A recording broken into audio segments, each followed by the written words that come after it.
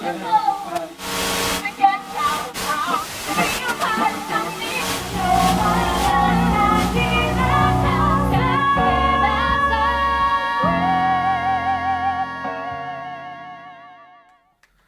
everybody.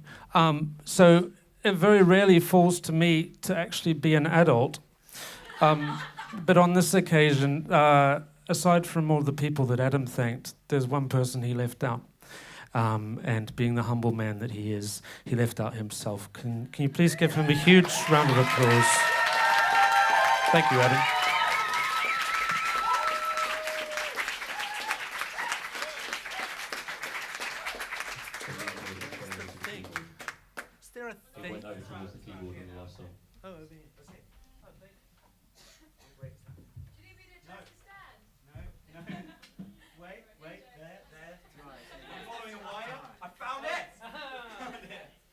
Of so many talents. Is that enough? Is it off, Luke? Is it off? Is that all good?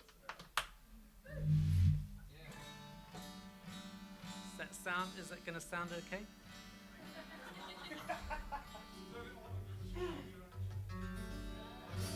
Oh yeah. Yay, that sounds nice. This song is from a musical that myself and the lovely Rhys Jennings, who's sitting over there, are writing about Alan Turing. And for those of you who don't know, Alan Turing was a really interesting guy. And he broke codes, and he was openly homosexual at a time when it was pretty dangerous to be such. He also had a friend called Christopher. And his friend died when he was 16 years old, and he died of something called bovine tuberculosis from drinking a glass of milk. And Christopher was Alan's soulmate.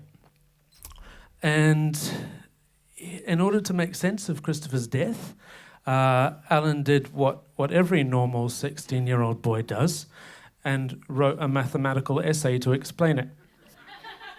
And it was called The Nature of Spirit.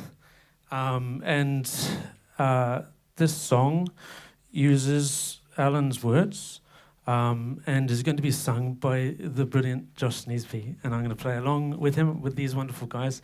And thank you all for everything, and Adam especially. Hope you enjoy it.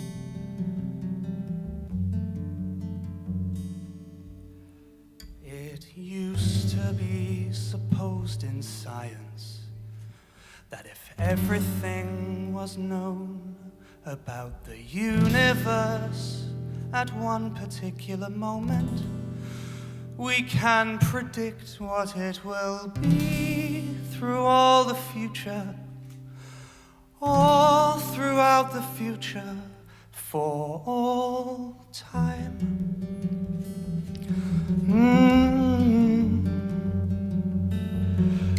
Nowadays, with modern science, we come to the conclusion that when calculating movements of these atoms and electrons, that our instruments of measure exist solely at the pleasure of the stars.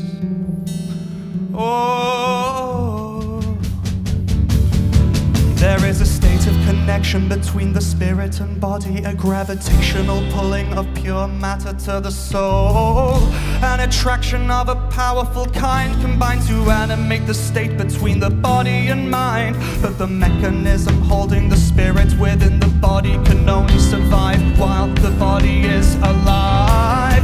When the body is gone, the spirit lives on.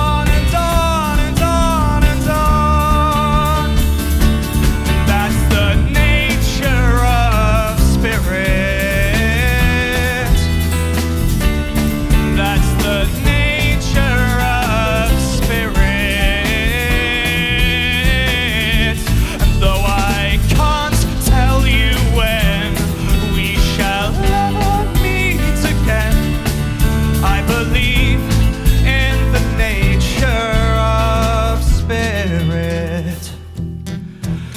just as matter loses meaning in the absence of the spirit, so the spirit loses focus if it drifts without a purpose. For we all exist in tension, in endless suspension between the two.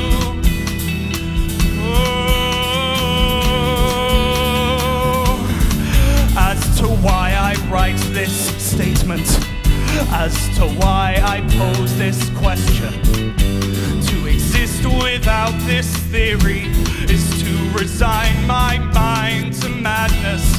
For I can't live without you, I won't live without you in my life. Oh, there is a state of connection between the spirit and body, a gravitational pulling of pure matter to the soul, an attraction of a powerful kind combined to animate the state between the body and mind. But the mechanism holding the spirit within the body can only survive while the body is alive. Though your body is gone, your spirit lives on and on and on and on. That's the nature of spirit.